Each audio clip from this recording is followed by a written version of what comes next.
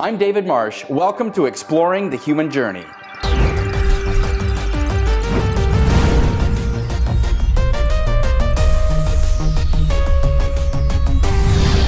Exploring the Human Journey. Yeah, my whole life I've always had an obsession with the root of things. Like, where do things begin? Why do they happen the way they do? So I went into the acting field, which I discovered was the depth of humanity. It gives us permission to discover ourselves in the depth of all humanity, because we get to play these different roles in a context and an environment that's safe.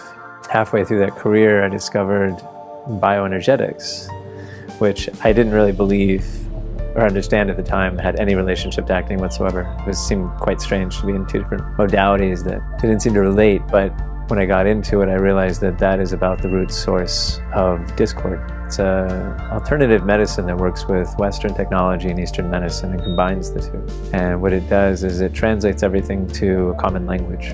And when everything's translated in that context, suddenly you can see how everything's interrelated, and you can start to understand where the energy is, where it's not.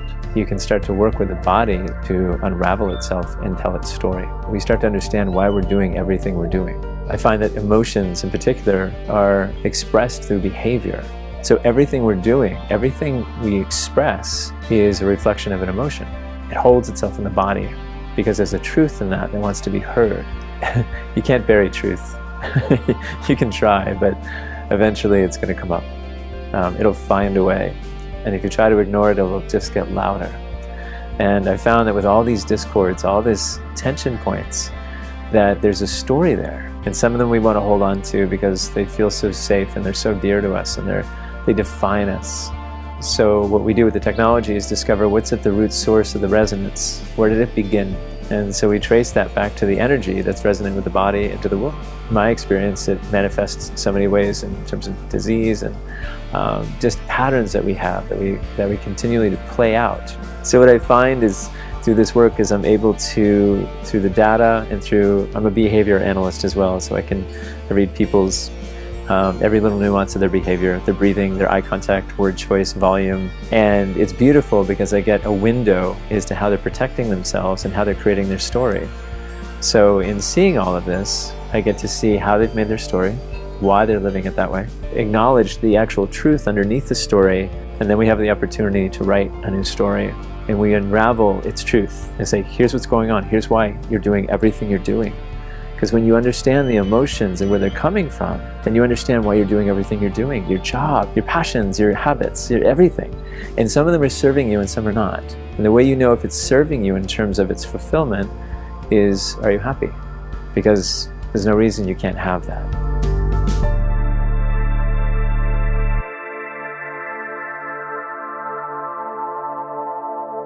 Awesome, Akana. So you are a behavior specialist and you observe people. What are the things that you see when you're a human being looking at other people, observing? What is it that you like to see about the human experience? You know, before it used to be something that I did in defense. I realized I was always protecting myself, which is why I developed such a sharp eye to see the intricacies of human energy and behavior. And it was serving me in a certain capacity, but I realized it wasn't fulfilling the potential of what that really was. So I didn't realize I had a talent for it until I was coaching tennis for a long time. And a lot of athletes, I started working with a pretty high level. So as I worked as a fitness coach, and then even more specifically just as the tennis coach, I started seeing how tension was operating in the body in microscopic ways, it felt like really intricate small ways. And I started to realize how much that was profoundly affecting the body. And when you say, do you mean like emotional things or like the physical muscles? What do you mean by that, with the tension? Well, at that time, it just looked like physical. Again, it's all like facial expression or tense body? Okay. Everything. The way they were breathing, the way they were holding their tension, the slightest thing on their stroke, I would see there's a microcosm right there. It was just holding some tension, and they were using it in a way that was inefficient.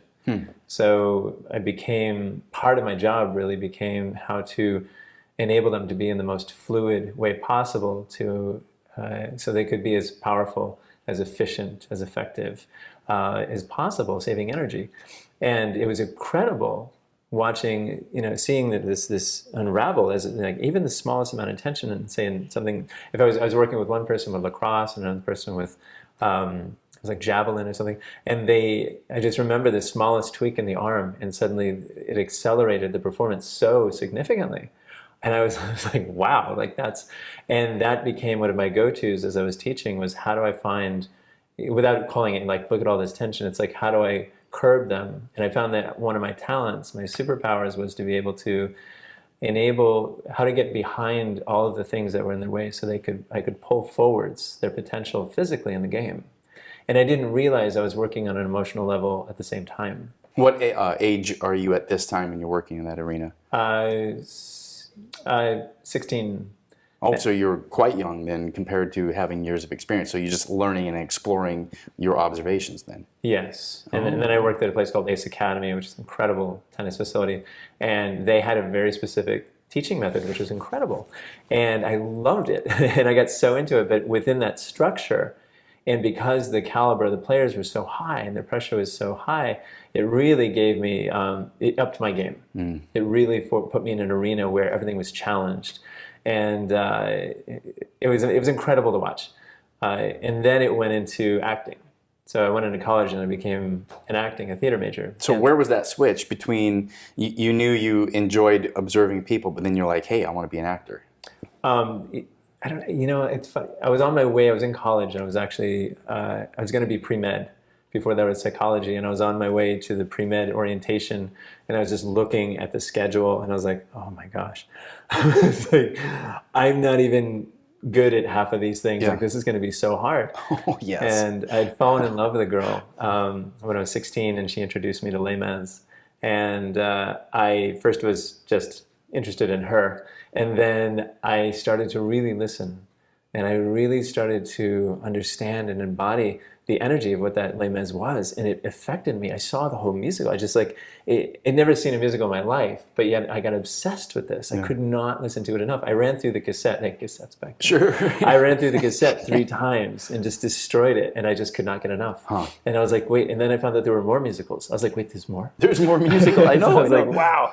So I was a newbie, but I was so shy. And I found that, so I turned around and I went back to the theater building, and they had an audition. There was a post that said audition for freshmen today. I was like, and I just kept walking slower and slower to pre-med, and then I just stopped and I turned around. I went and auditioned. I got the lead.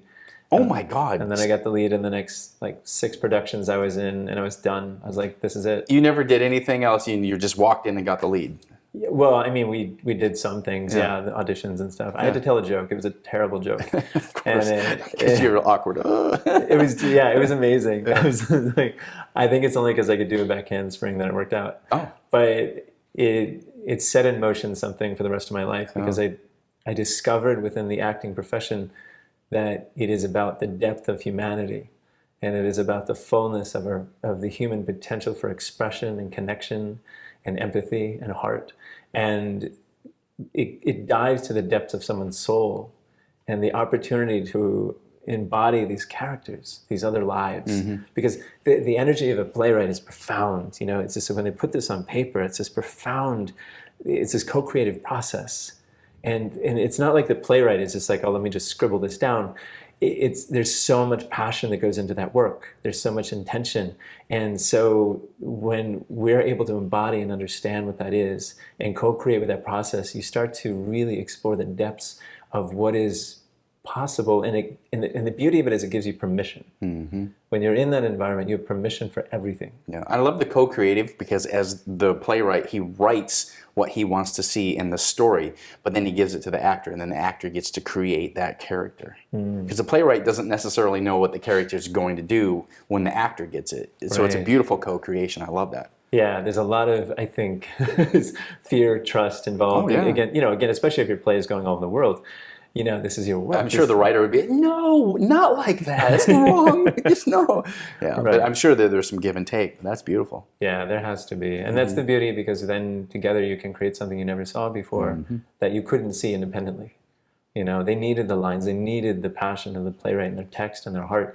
And then the playwright needed the facility of the director and the actor, the lighting designer that set to that. Like all these embodiments come together to co-creatively create this extraordinary experience. And then the audience is added and the facility, like every piece of that is a part of energy that co-creatively creates an experience. I love that. So you've got this acting thing that you find yourself drawn to when you had planned to go in pre-med. Now that resonates with me because when I went to college, I started going in, I'm going to be a doctor. My mother thought it would be a great idea if I go to college early. So I went to college, started doing college classes when I was 16. And she said, if you finish up your high school, you can go to college and you can get into medical school and you can be a doctor and that'll be great. You're definitely going to want to be a doctor. I'm like, oh, kind of wanted to be a musician, but okay. So I got into college and started taking the chemistry and calculus, which they had calculus for biology majors because it was a little easier calculus. But all of these classes in biology and zoology and botany, and I was like, oh, I didn't really enjoy it. I recognized at a young age I did not want to be a doctor. It was not for me because I enjoyed racquetball, I enjoyed pizza. I had met Sweet Lady Gail in 1987 when I was 17 years old. I enjoyed spending time with her, and so the medical path is not something that I chose to be. And I think it's interesting how later in our lives those things come up. Because later on, I did end up being a phlebotomist and work in the medical field. And like yourself, you're working with energy and you're actually working with the human body, even though you didn't actually go to medical school. So it's kind of interesting how those things come around and exploring the human journey. And then you go through acting, which is parts of these persona of characters and energy. It's all fascinating. Yeah, because all those characters are a part of all of us. Yeah. You know, because we are one in that context. And so we all can relate. It's not that you are that person necessarily, but there's a part of us that understands the emotional context that that character is feeling. You know, because it's all dealing, we all have our hardships with loss and love and connection and our joys within it. And so as we explore the whole spectrum, we get really clear, I think about gratitude within the contrast and the experiences of life. So it does, and emotions are such a pivotal part of our health, of our behavior, of our patterns of what we do in our lives. And honestly, how the entire world is operating is behavior is simply an expression. Everything we do behaviorally is an expression of an emotion. It begins as a connection and then a feeling and an emotion, and that becomes behavior. So everything we're doing in this conflict and internal and external conflict that we have, it's like we're playing this thing out.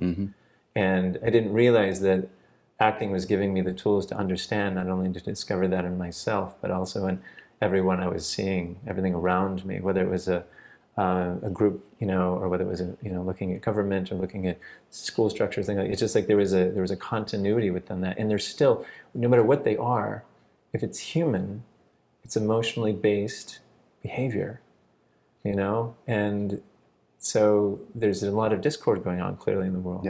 So obviously, we seem to be the only thing on the planet that is having such a tremendous amount of discord. and as a consequence, maybe causing some ripples, in discord on the planet, which is reflecting back to us. And so that became a really passionate journey it's interesting how it went from like the physical body to the emotional body, and now I'm seeing how they're intertwined, and then bioenergetics, which I never thought would be related to acting, but I was like, it's completely related to acting because I love the depth of it. You talk about story, and we create these stories, and you've spoken to me. Thank you for your input. You're like, the story that you've created, how does that make you feel? And I'm like, I don't know. Well, what's that feeling in my body that you're telling me? And I had to think about it. And you're giving me tools. You're saying, well, this is the story. How do you want to feel? Oh, I never thought about that. And then you show me this is how you want to feel. And you're starting to do the work. I've seen you do this with so many people. And I love that, creating the story, but what is the truth that you want? How can you co-create that truth? I love the way you do that. It's really cool. Thank you. Yeah, it is about understanding it's time to write a new story. Yeah. That's really what this comes down to, because we live in the story. We communicate in story. We behave in story.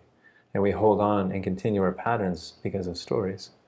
And they're very powerful, which is why everyone, marketing, film industry, all these things, they work with story because it's what we connect to. But we have a certain draw to specific kinds of stories and structures.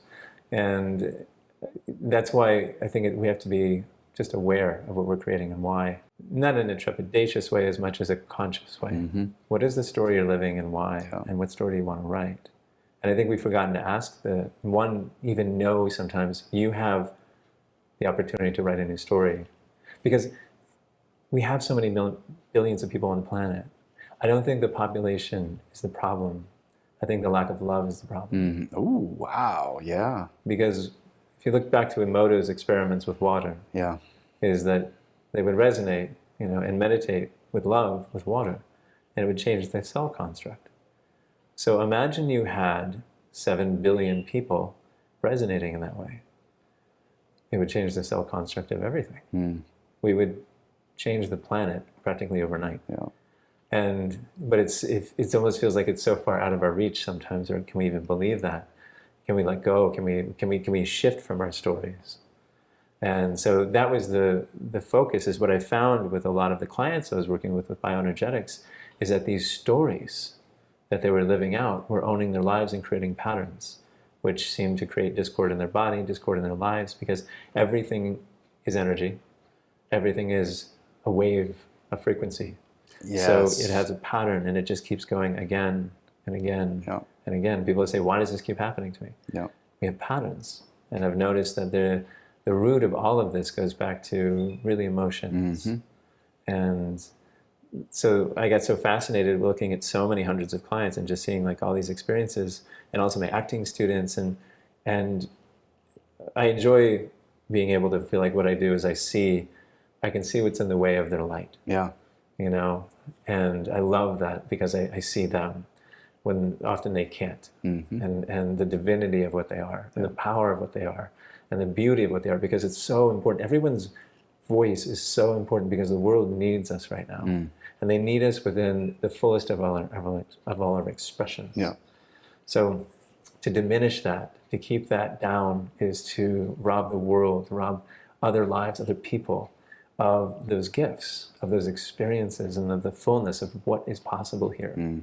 To explore the full potential of intimacy as a human being with yourselves, other people, and your environment, to fulfill the potential of life. Yeah. So people create these stories, and we have some sort of an experience of trauma where we're vulnerable, we're open, and then somebody says something or does something, and it makes us feel bad. And so then we protect ourselves, and these emotions can actually create body trauma within us, whether it's disease or tightness of muscles. I've seen you do this work with myself, with family members, with friends, to where you're releasing an emotion to release something in the body. How do those two things work together? All the emotions are beautiful. They're all an extension and expression of love, and fear. And fear, I found, is our greatest guide. So when there's fear, there's tension. And fear has the same contextual energy as excitement, but one is restricting and one is, expansion, wanting to move forwards. And there's nothing wrong with either one. It's a choice. There's no judgment. There's no good, bad, right, wrong in this. It's our culture, it's ourselves that have put labels on these things, that have created things to become good, bad, right, or wrong. So when people are told your behavior is wrong, meaning in the context of feeling, like you're not allowed to be angry, you're not allowed to be sad, and we learn these things. Quit crying, buddy, it's okay, boys don't cry. Or if a man is really upset, like it's inappropriate, or it's a huge threat. Or if a woman's upset, that's just not. There's all these labels, and there's all these fears about all kinds of story. Again, the story is. It ignites a story that's subconscious or conscious, that we're going to be left. We're going to be alone. There's the abandonment issue. The unloved, the feeling of separation. Yes. Yeah. Or just ostracized, or even death. And this is on a deep cellular level, and it's not conscious. It may not feel rational or make much sense, but on a cellular level, it makes more than enough sense. It's not like people just do these things. There's a reason for it. And once we understand that, once we can see the tether of that, it starts to, I find, put people at ease. It's just like, I understand me now. And that makes sense why I would do that. It doesn't make it okay. It doesn't necessarily make it like, oh, let's do that some more. But it's just like, so many people feel broken, and they get labels, and that I think have have that context and keep them separate. They feel like the black sheep. They don't feel accepted, honored, seen for the beauty of who and what they are. So when that happens, there's this, we restrain ourselves. And I'm not talking about hurting anybody. I'm saying, but just feeling. And granted, there's extremes and it's difficult, but there's usually, I find, when people are stuck in a state of depression, it's simply repression. And what happens in my experience, just from my observations over 20 years, I've just noticed that when people feel judged about an emotion, usually about anger or grief, is that as soon as they start going into it, it gets really scary and it ignites that story of being left and death and ostracized, and these pieces around may feed into that. And then we want to pop back out because it feels like within the context of culture and society, we can't operate anymore. So we feel threatened for survival. And so we numb our feelings. And the masculine energy usually hits anger first, and then the grief. And then the feminine energy will go through grief and anger in my experience. So they're like opposites of the way they react to it then. Meaning the masculine goes into anger and then grief, where the feminine goes into grief and then anger? Is that what you're saying? Yeah. Yes, and usually, and I think that's like the movement right now. It's just like, it's so beautiful, the Me Too movement, is that women are finally feeling safe to express themselves, and they're very angry. And it's understandable, as they should be. And I'm glad they have a platform where, it gets to be expressed and heard. And it is scary because, again, it's on Facebook, it's on social media, so a lot of people can hear, but also keeping people safe in a certain context. It's not like we're face to face and saying, screaming at each other. But it's understandable, like, that's a scary thing. And so when we have that, it doesn't mean it's appropriate or right or wrong, but I'm just saying, is it a threat? Does it create tension? So if you're trained to say your authentic expression is wrong, then that's got to do something. What does it do? You hold it in. And then it's got to store somewhere because it's not going anywhere. But at the same time, that expression is trying to set us free. There's something to that expression that it's so important. And what I've found is that when people go through the depth of this piece, and I'm not talking about hurting themselves or anybody else, but just going through the feeling. Because it's so interesting. We're so beautifully wired to feel. It's one of the beauties of being human. It's one of the beauties of cultivating our energy and our chi and our manifestation, all the things that we're doing. It's so incredible. And we numb it, and I find that when people go through the depths of this, of this grief, of what is trying to express itself, and then the anger on the other side of that is this joy. And I've literally seen that happen where in 5 minutes, I've seen people go from complete rage in an acting class to falling apart authentically, and then laughing, not as a cover-up, but because they're free. You're releasing that emotion. Yeah, and it's a detox, and it affects everything. So it goes back to tension then. Even in your tennis students, observing the tension, now you're seeing that emotional tension being stored. Yeah, tension is a window. Fear is the window.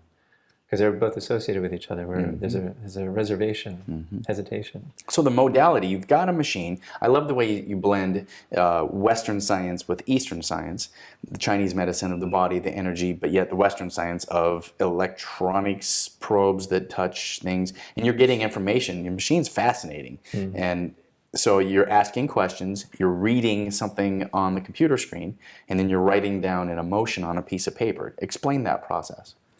Emotions are the most important part, is what I've found. It's the storyteller. So what I do is the machine gives me biofeedback. It's very basic, very simple. And what we're asking the body is, what is the deepest root of discord emotionally that resonates for your body? Meaning it creates a circuit. It's like it's a galvanic skin response test. So basically you're seeing how things are resonating with the body, and if it completes the circuit, it's holding, it's resonant. And if it doesn't, it breaks. It's like a polygraph in a sense. So the body it's being tested off of the body. So you're saying words that the body would then react to. It's on the screen. Yeah. So, and you can say words. Everybody reacts consciously or subconsciously to everything in their environment, whether they realize it or not. And the more we're in flow, the more we're receiving and responding and having an experience versus protecting. And most people walk out of their doors protecting themselves. They lock their doors. And I'm not saying you shouldn't do that, but it's done from a place of concern rather than so much as a choice to create something. But what we do is we want to find the target. Once we have the target, the frequency, then we see what's hell, and then we can see what resonates. You can see and check with the body, when does it go back to, with who, where does it come from, how is it resonating in the body, where is it resonating in the body. And so we have all this information, but the most important part is understanding what is the root. It's kind of like Harry Potter. An analogy to Harry Potter is that he who shall not be named. It's like when you find its name, you start to unravel the hold that it has against you. You know, because there's no, it's not so much of a mystery that you're protecting yourself from. You know, That is really good. So you name it so that it doesn't have that power over you. right? It's like in the old. You remember people were like, who did it? Who did the crime? And as soon as the name comes out, and a person comes out, they're like, oh, okay, and everybody's like, oh, phew, they caught him. Yeah. You know, and it hurt. It's like, it's an interesting thing how we want to know information. You know, and it gives us a certain sense of safety and freedom. Yeah. You know, so yeah, we want to figure out what is the name. And usually when we see that, what we can do is see the relationship of the body and how it's affecting. When an emotion is in discord, it works one of two ways, or we say imbalance. Because the body just it just wants to be in balance. That's all it's about balance. So if you have something in imbalance, it's going to pull in the other thing that's imbalanced, you know, to keep it alive. You mean emotionally or physically? In every way. Yeah, okay. So, so if you don't like messy things, you're going to pull in mess. You know, because it needs something to fight against. And what it's doing, and this is why so often with our children, they will embody those frequencies, and the ones just like us and the ones in the opposite. Because what's happening is when you, all these frequencies are going into the womb, you know, when you're in this space. And it's a very profound time. So all these frequencies are going in, and they are creating balance with the environment you're born in. It's why an infant can be born in the Himalayas and breathe fine, but yeah, you'd have to take an infant from sea level and then put it in the Himalayas right away. It's not designed for that. It's not in resonance with that. So it has a difficult time breathing. You know, but if it's the frequency of that environment is always going in the womb, then what it does is it helps the infant be prepared for birth, for balance. Same thing goes for food and water. You know, it's like in Mexico, we get sick when we drink their water. They get sick when they drink our water. It's resonance. Yeah. You know? Oh, and I've seen you do like work with people emotionally where they had some sort of a context in utero. They felt like their dad didn't want them, and so then they felt anger or resentment towards your dad. I've seen you work with people. It's fascinating. I mean, even in the I don't know, the prenatal subconscious mind, you're still working through those emotional contexts. That's incredible. Yeah, it's the most profound thing to be able to find the target and then co-create a process to tweak it into balance. You know, working with New German medicine and a lot of the acting work that I learned also gives me tons of skills that are applicable to what the process is. It's profound. So it's about tweaking those things into balance. You want to, because again, two imbalances pull in each other because they're trying to show you what you need. It's just like if you have trouble with a mess, you're going to have you probably have a child who's messy. And what better place to put the thing you need to learn than in front of you and the thing you love most? Does that account for people that have college kids that don't pick up after themselves? Maybe personal experience. Yeah, maybe so. Maybe so. Which tags you, right? God, hey, I'm just saying. Seriously, pick up your mess, right? Right. Okay, so, but I digress. So I've seen you do the thing where you make people write out, where you have people write out a list. You did this with me. What are the feelings that you want to feel? What are the negative feelings? Explain claiming the negative feeling and then transmuting that into the positive. Well, the negative piece is just negative because we've created negative. You know, the discord is what we create. So when you create you create the story around it, why this is bad and this is good. Because again, you can say the same thing. Some people think grief is amazing, and others are like, no, that's terrible. You know, just difference of opinion. Yeah. But there's a reason we feel that way. You know, so what the negative side is when we find an emotion, let's say it's aggravation. Then we bring up, if someone is fighting feeling it, because it works in two ways. Either you need it to feel safe, or you're trying to protect yourself from it to feel safe. So you don't want to have it anywhere near you. You know, so it's always one of two imbalances when it has an imbalance in the energy.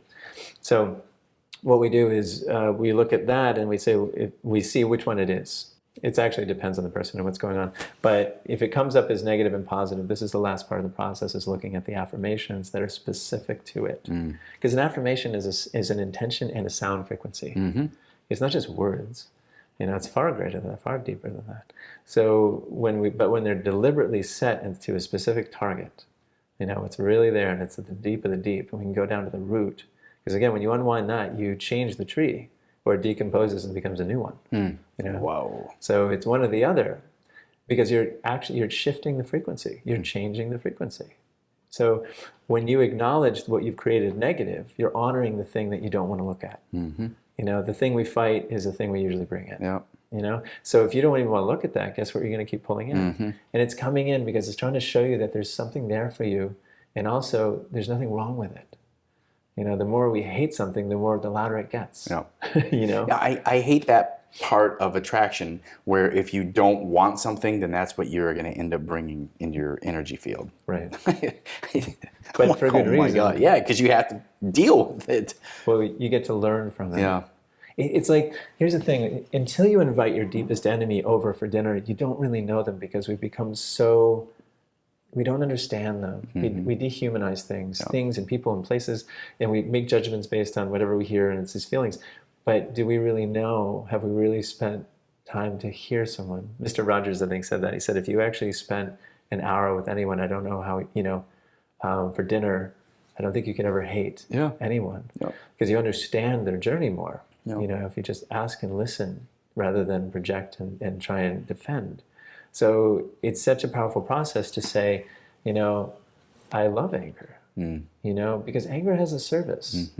I'm not saying I should be angry all the time, but I'm saying there's a reason, and we are angry or sad because we loved so much. Yeah, it's that I love this thing and I see an injustice occurring and it bothers me and I'm angry about it. Yeah. Right. There's a good form of anger. And then the negative side is rage and self-abusive or other abusive and destructive. Right, when we put it on other people or on ourselves. But if it facilitates something for movement, to then create something new. And then you get really clear about what you don't want. And then we start to learn from those pieces and start to create structures of who and what we are and how we want to live our lives and create what we need. And we find ourselves through that process. But this is fulfillment of feeling all these things, and there's nothing wrong with feeling them. If you numb, this is all Brene Brown, brilliant woman. You know, she said, and I love her talk. It just hit me so well. She said, "You can't numb one emotion, numb them all," which I've seen for years in my work. Like you have to open them all up because they're all an expression of love. And I love that. You don't need to get stuck in them. It's different. But that if you are, there's something there. Something there for you that wants to teach you and show you and guide you to something. Tricky thing. But the same thing goes. Like, see, in honoring these, what we do is we allow ourselves to feel them, but then what it does is it opens up the joy. Because so many people use joy or smiles or laughs or happiness or, you know, numbness to cover up what they don't want. And so it's being used for something very different. That's not really what it was designed for. So we often don't even know the potential of our joy. What we think is joy is really a 2 out of a 10. But we were born that way. We didn't know any different. That was our programming. So you have the thing where you're using the tuning fork, you're using frequency, and then you're tapping on the head. Explain that process. The tuning fork opens up. I have to figure out, you know, we discover what chakra it's based in. That tells us the relationship. So, and the tuning forks are the same frequencies as the chakra. So when we have the tuning fork going, it opens up the chakra, it makes it vulnerable. So you find an emotion dealing with an energy frequency of a chakra? Yeah, in relation to a chakra. So you have different tuning forks, or are yes. they? Oh. Yeah, so there's the whole octave. So depending on where it is, it tells us, again, where's the target. What chakra system are you doing? Because I know there's different modalities. It's solfeggio scale, it's solar set. What number of chakras are there in that? Just the core 7. The core 7, okay. Yeah. Because I'm doing yoga teacher training, and that's what I'm learning is the core 7 chakras. But then other modalities, those chakras above, the chakras below. Yeah. So I don't know. My teacher was explaining many different chakra modalities to me. So, all right. Yeah, just the core 7. So you're finding something if it's in a root chakra or a heart chakra or a different space in the body. Yes, which helps us understand our relationship with it and then seeing how we're playing it out in life. Because again, this is a program. And because it often feels like death or fear of abandonment, subconsciously we're playing out this program and we don't even know why. We just keep doing these things. And sometimes, even if you want to do differently, it's like, why do I keep doing this? You know, it's because your system, when you were this big, said you need to have that frequency to protect you and keep you balanced. Not protect you, to keep you balanced in your environment. It's all about balance. But when we make it about protection and defense and all these things, intention, Yeah. and for good reason. I'm not saying it's not legitimate, but again, that's the story we're born with. So we get the opportunity to write a new story. So once you find the frequency and the root, you open up the chakra, and there's a whole process about shifting that. It's very, very simple. Yeah. That deals with different sound frequencies and tapping. And so essentially it's like getting in the computer and then, tweaking the sound, the frequency, and then shutting the computer again. Yeah. So, and it's quite profound and it's simple. And what I find is then it changes everything in relationship to that frequency, then starts to shift. And the idea is that, again, if you have a frequency that's like this and it's in an imbalance, when you balance it, the frequency shifts. So as a consequence, everything that was there before, suddenly not everything fits the same anymore. So some things may fall away because they were just serving that space, or others they may now acclimate and shift with you, which can cause some discord. It can be rough. It's like, this is uncomfortable, what's going on? Yeah. And they find their way home again. And because then they both kind of shift together. And I don't like to think of it as necessarily like higher, lower, above, or not, or evolving to this better state. It's just like, it's just a different state. There's nothing wrong with anywhere anybody is, if that's where they want to be. It's just a frequency. It's their life. They get to choose that. But if you want something different, you get to choose that too. Oh, that is good. There are so many times in life where I'm like, why do I keep doing this thing or feeling this way? And it's because of those patterns, those stories that I've told myself. Right. And I like how you're able to do the life shift. And that's why I guess you could be called a life shifter, because you're shifting, you're helping people transmute that negative thing and you're shifting it into something that you do want. Yeah, and it's usually actually the doorway to our gifts. What I've found so many times is wherever the tension is, it's speaking so loud. It's like, you couldn't hear me before, I'm going to become physical, so you can't ignore me anymore. I want you to hear me because I have a gift for you. There's something very profound here. And we still are like, no, you don't, but it's because we're not listening, because we can't hear it. And we don't feel. Yeah. So we shut down these feelings and we become fight or flight, which, all kinds of things can happen in that context. So once we start to feel, we can start to hear. Feeling is the most important thing, is allowing ourselves to feel again. Yeah. Oh, dude, I love that. You have taught me that. I was going through an emotion and you said, instead of talking about it, why don't you let yourself be quiet and why don't you feel the emotion? Oh man, that pisses me off.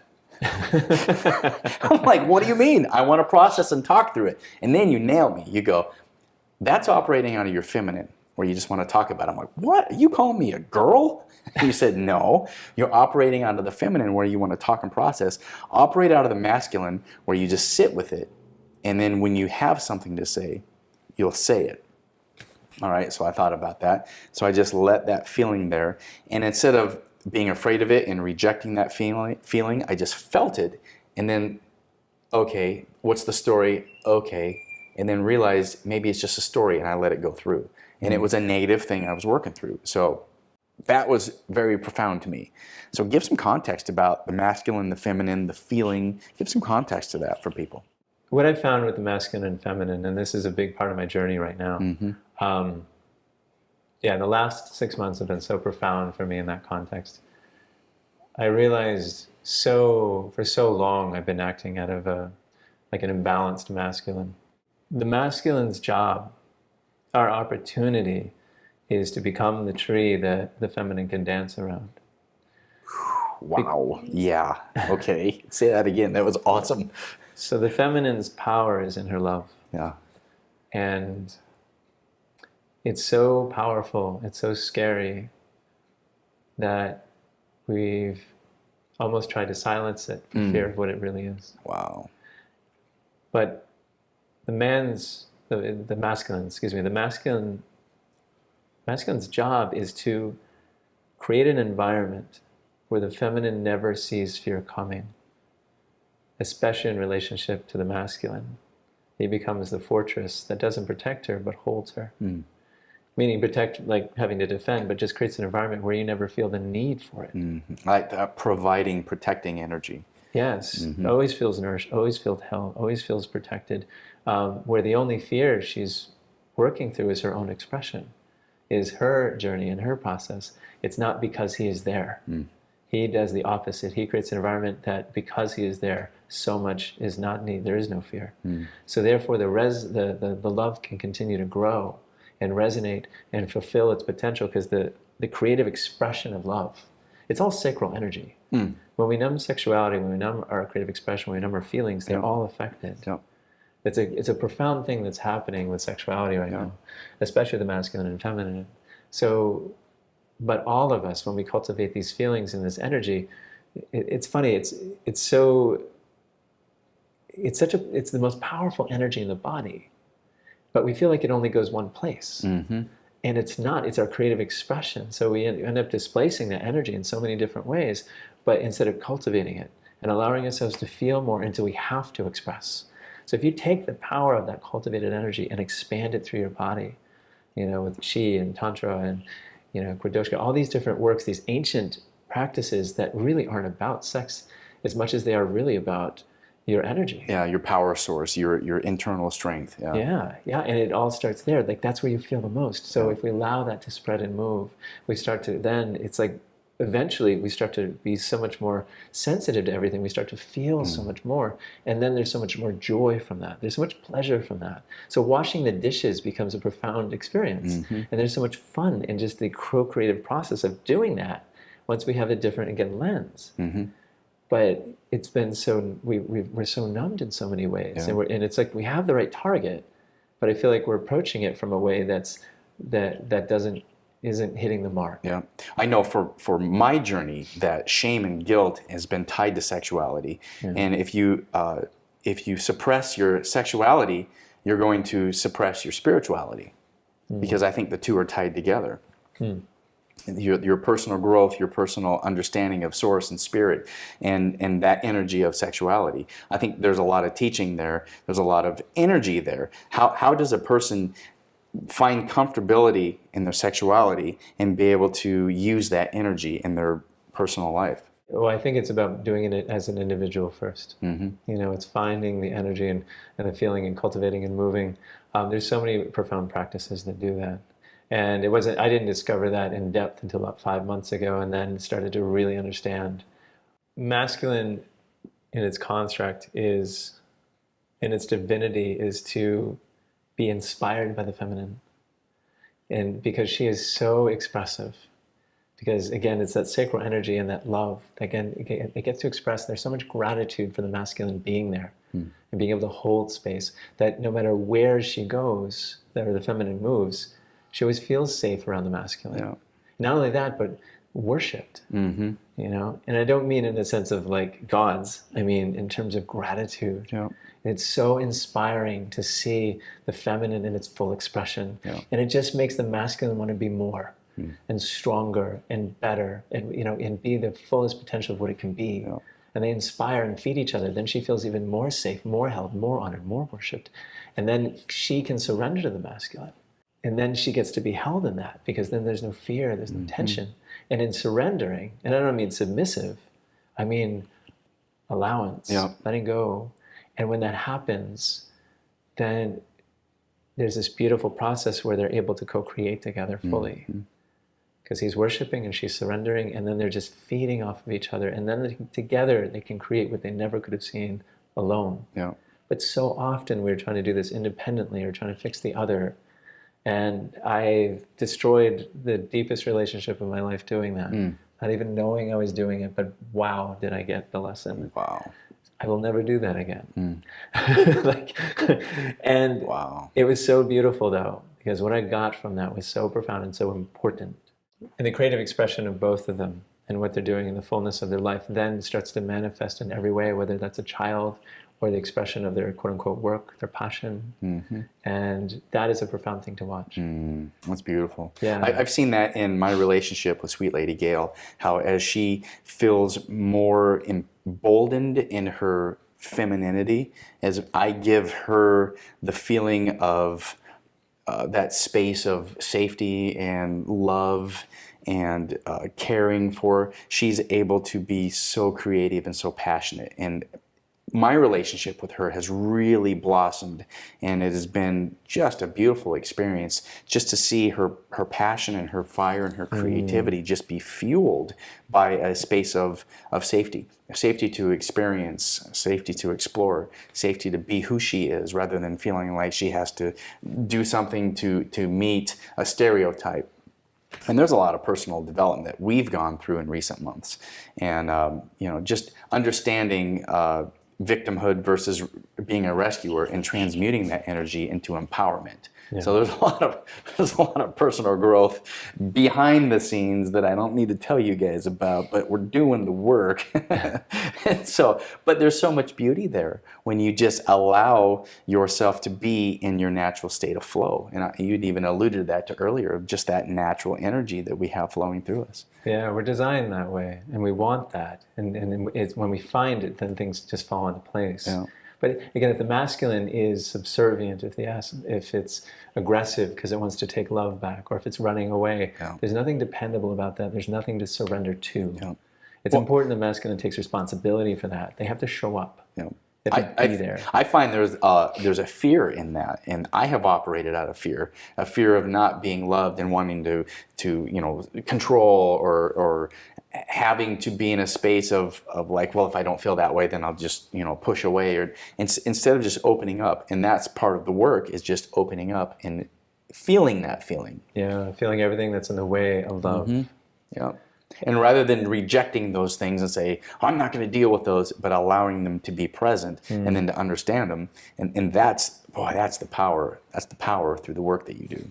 Thank you. Yeah, and the deeper conversation I've found is this goes, we all are tethered by the same piece. That's been the fascination for my work, is once I'm starting to see the roots of all of these different things, but there's a root for all of it. So again, what is the root of all? And so in doing all this research and reading and it's other research and plus just seeing so many people's lives in so many different capacities transform, and the continuity, the consistency, the overlap is just profound to me. And I'm like, there's something here. There's a root here for all of us. Mm-hmm. And last year, I feel like I discovered what it is. The root in so many different stories, including, I feel like, our DNA and our emotional relationship to it, is the tidal wave. Tidal wave. The tidal wave, the water, the flood that we read in so many ancient texts. It's depicted in so many different places throughout history about this great flood. I got these tidal waves. And I realized that the pattern, the discord that we have, because so much of what we do doesn't make sense. Everything else on the planet seems to make sense. It has its system, there's flow. We don't make sense in terms of balance. We just seem like a lot of imbalance trying to find its way home. And that's what it is. We're trying to find our way home. And what I found was we had a very different relationship with the planet that was about co-creative energy. Yeah. And we could hear the planet in a very different way. English is not our language. English is the sound we were told to communicate as human beings, separate from the rest of the world. To identify the world, give labels. And when we do these things, we separate ourselves and separate it from us. But before all of this, just like a dog or a giraffe or a hippo, whatever animal, cat, it finds its own sound. We were never really asked or even questioned, like, what is our sound? We just use these things to communicate, to survive as a species, separate, only with ourselves. And everything is a frequency. So I think something happened a long time ago with this water, where this was our best friend. The elements were our best friend. And we connected with them fully. And we would go on adventures. It was a co-creative power that we would work together like humans do to co-create something we couldn't see alone. Which is why people would build these small boats and get in these vast oceans and suddenly land in islands.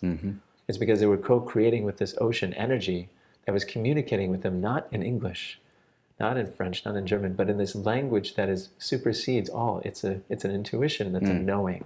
Wow. And it's a constant flow that we've forgotten. And in doing so, we had this friend, and the air, and then the ground, the earth, all of these elements. And then suddenly, and this was mother, this is the feminine energy. And all of a sudden, one day, the water takes us out. and we're almost completely decimated. So the question is, well, what do we do? Why did that happen? And so all we can ask is, it's just like we must have done something wrong. Energetically, emotionally, it's like we did something wrong. So shame and guilt comes in, and then apathy, and then separation. So we wean ourselves away, we separate ourselves so we can't hear anymore. And then we start making all these things into gods, and we separate ourselves. We're the same as the sun. We're the same as this table and this cup. They're different expressions of energy, and they all want to play. Yep. They all want to be fulfilled to their potential, and they want to play with us. The sun has its superpowers just like we do. It can't do what we do, and we can't do what it does. So, but we're one, and we get to play. There's so much power and resonance, and there's so much to be cultivated from the sun and from the wind. And we've separated ourselves to where we can't hear these things anymore, and then we're like, no, we're going to do it ourselves. Because primates, when they get upset with other animals, they throw fecal matter at each other. So what do? We defecate in toilets and the water. And then what do we do with our power plants? We put them all by rivers and push all the waste into the river. And then the policies are such. Then we have all this stuff in the ocean. We're depleting them of the fish and throwing all the garbage in there. We have such a profound relationship with water. And then of course, we're the only thing that builds a house on a house. Right? Yeah. Nothing else does. What else protects itself from the cold? So we have this issue with cold water. And cold, so we bring water into the house and we put it and we control the temperature so that we can then be safe. And we're obsessed with weather. We have this thing, and it's always, for many people, a lot of population, stormy weather is bad weather. Rain is bad weather. And because we don't want to go outside. Why not? So it's such a fascinating thing to look at that. And then when you start to numb one, you start to numb the whole conversation. Wow. So we've forgotten who and what we are. We've made them into gods, but really they're our best friends. We're co-creators. So how do you feel energetically then that we ought to try to be? I like to take a shower every day. I like to sleep in a bed. I like to eat food out of my refrigerator, heat it up in my microwave. I'm a simple caveman. I like those things. How do you get into a space where you feel like you can still live in America and be part of a society, but yet still be at one with the earth? What are some steps that we can do to kind of put ourselves in that space?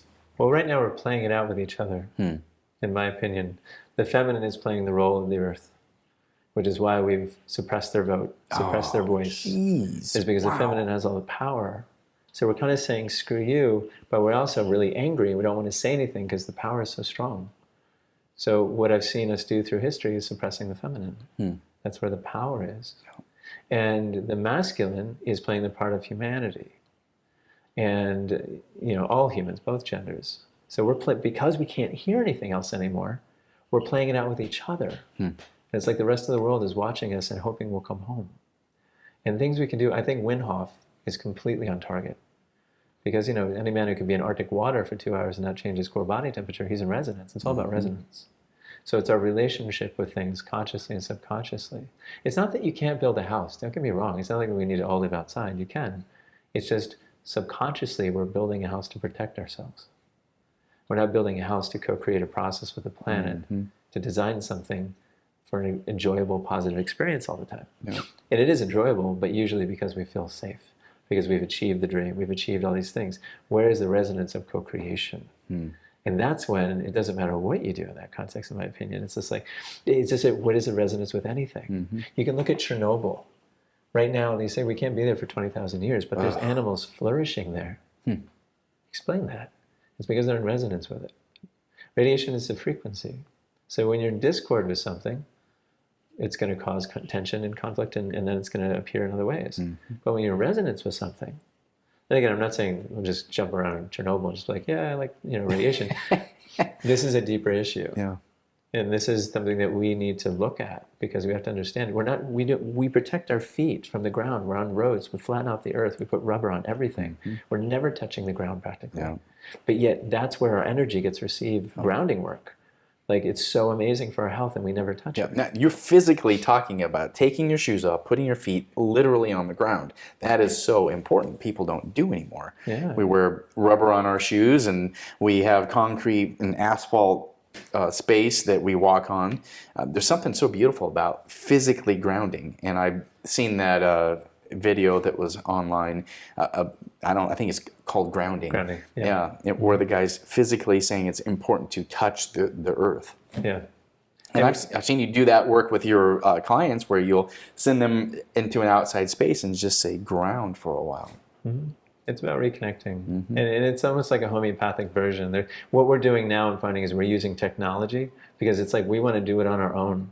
So it's always interesting to me that environmental policies tend to be last, that environmental energy things, using the earth, because I don't think we have a trust with the earth. No. So we're hesitant to want to go that route subconsciously.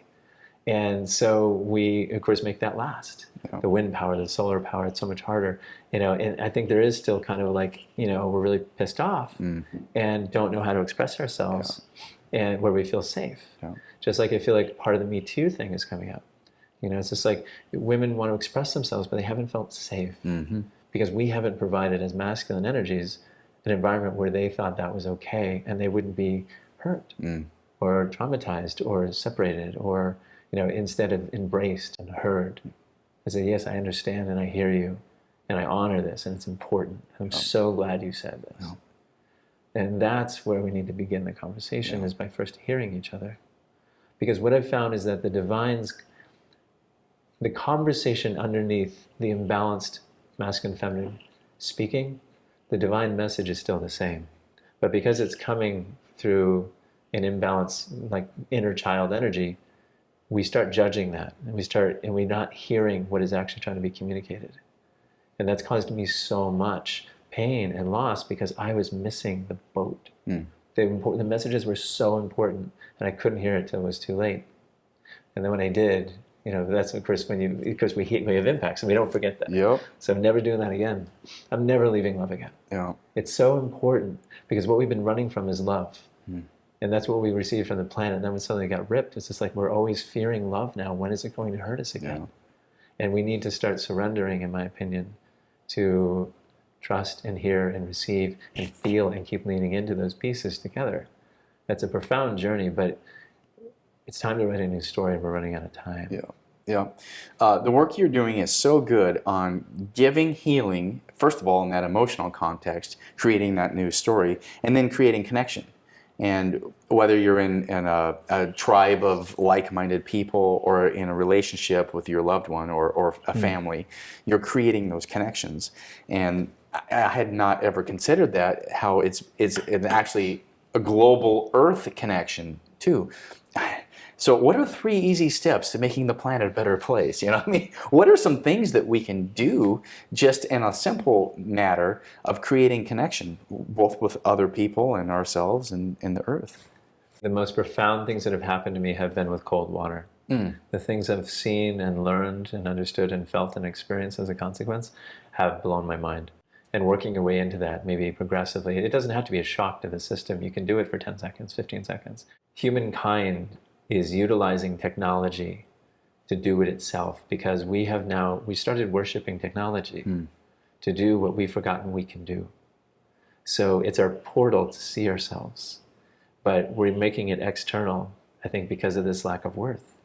And it's almost, I feel like it can override us if it gets out of hand in that sense, because it's about coming home too. Yeah. It's a co-creative process, don't get me wrong, but I'm finding a lot of the technology that's creeping in is actually bringing us home, because the earth will find a way. Like I said, truth will find a way. Yeah. And so it will use whatever vehicle it needs to try and help us find home. And technology is one of the profound ways now that we're doing that. First, it was about this, this certain energy, but now I feel like it's coming towards like, how do you find home? And that's about your resonance with the planet. Yeah. Like I use a beamer mat, and the frequency is like grounding. So it's like a homeopathic. It's just like every day you're receiving this frequency, the sun frequency and the grounding frequency, and then your body is acclimating, in my experience, to those frequencies. So it's starting to bring us home, in a sense. So again, it's all about resonance and discord. Where there's tension and fear, you have your sextant, you have your door. So the more we can start connecting with nature, and the more we can start connecting with our feet, I don't mean just shoes and being in the environment, like get in there. I think things like vision quests are profound, but also just being conscious of where you eat. Because I don't necessarily think there's anything wrong with every frequency is beautiful. It wants to be heard and expressed. It's just, what is the relationship we have with it, and why was it even created? Things like fast food. Like, I don't think there's anything wrong really with fast food. It's just why, I mean, that's why we find so many studies, I think, that are varying, differences and because of our relationship with it. Suddenly all these studies say this, and then they say the opposite. And that may be true, and this is just my theory, but is that this is happening because of how we're resonating and what we're looking for in our relationship with it. We're not wanting to see how our food is prepared. Kitchens are in other rooms now. It used to be we would make our food together, and then it used to be we had to go out and, get the food, bring it in. There was a resonance. There was a certain relationship of like receiving. I feel like every energy wants to be received and enjoyed. So the food wants to be enjoyed, but yet, as an energy, wants to be loved. And that's why praying over your food, honoring your food, loving your food is really important in my sense, because there's a resonance, there's a gratitude. And like if something is going to transition, it wants to be enjoyed. Yeah. Not to be what we end up doing. There are breatharians on this planet who don't eat or drink water, and they live fine. Not only that, but they do the most profound things sometimes in terms of their health. It just blows my mind. They've had children, and the children are fine. This is like without eating or drinking. And I'm just like, this blows my mind. But it shows me that eating is an experience. And when we have this experience, it's about having that experience. What we're doing is satiating our hunger. And usually what we don't even do is know what we eat. That's why it's so fast.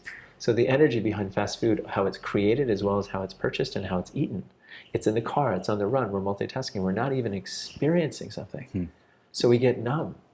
It's like, I think if every human being could fulfill the potential of what it's like to actually taste food, because of their fullness and their presence and their resonance with it, they would never want to be doing anything else, because it's so profound, because it tastes so good. And this goes for every little thing we do with our lives, whether it's drinking water, or stepping outside, or even using your phone. There's nothing wrong with these things, but we're doing them out of discord, a lack of connection, a fear. So it's about the resonance in our relationship with it. And this all goes back, and what I think is to the wave. Yeah. Wow. Dude, your work is amazing. You've input so much good things into my life, into my family's life. I really appreciate your work. People can get a hold of you. They can contact you. They don't physically have to be with you. They can do it over Skype. Is that correct? That's correct. Yeah. Website's on the screen. Make sure you have the opportunity to check out his work. Akana is phenomenal. I'm so excited for you to reach out and find out more about his work. As we are coming around third, sliding into home. It's my baseball analogy, sports guy. What is that thing that you want people to be left with? That really important thing, the one thing that you're like, this is, if I could convey this one thing to you, this is the one thing I want you to know. What would that be from your work? Do one thing at a time. The only moment that exists is now. And fear is always in the future and the past. It keeps us present from feeling. And not to fight those things. If they're coming up, there's a good reason. It's about, I think, moving and that, through those things. Shifting with them. Not to let go, not to fight, there's nothing wrong with them. It's just about shifting our relationship, embracing and living with it. But the more present we are, the more you'll feel, and the more clear it'll be what to do, where to go, and the more you'll experience the fulfillment and the fullness of your life. It changes everything when you're only doing one thing at a time, which, as a addicted multitasker for so long, working 80 hours a week and still seeing myself struggle, I just realized it. I heard a very profound man who I have so much respect for, Johnny Epstein. He was working with someone next to me, and he was talking to him, and he said, he was discussing power, and he said, "Do you know what power is?" And he said, "No." And he said, "Power is presence. That's it." And it just made so much sense. Really resonated with that. So yeah, be present. You'll find all your power, and then you'll find your feelings. And your feelings are everything as a human being to experiencing life, and your energy to create anything you want. Dude, thank you so much for being a part of the show. Thank you for being a part of my journey. All the things that you've just been, a representation of light and love and goodness and consciousness. Thank you so much. You're welcome. Thank you. Appreciate you. I'm David Marsh, and you've been watching Exploring the Human Journey on YouTube as a video and listening as a podcast. If you would like to help continue the conversation, please consider supporting us by visiting patreon.com, where you can support us on a monthly basis and get extra bonus content. For as little as $1 a month, you can make this show sustainable and help continue spiritual consciousness. You can also help by following us on Facebook and Instagram. For more information about the show, find us online at exploringthehumanjourney.com.